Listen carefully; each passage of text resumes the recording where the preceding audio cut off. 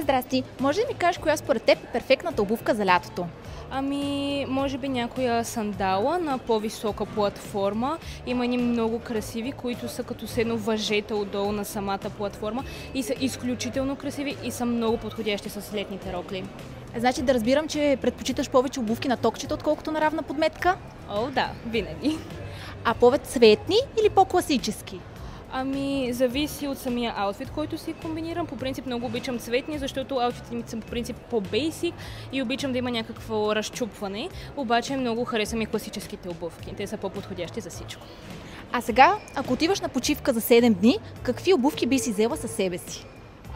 Със сигурност ще си взема едни много любими розови сандали на висока платформа.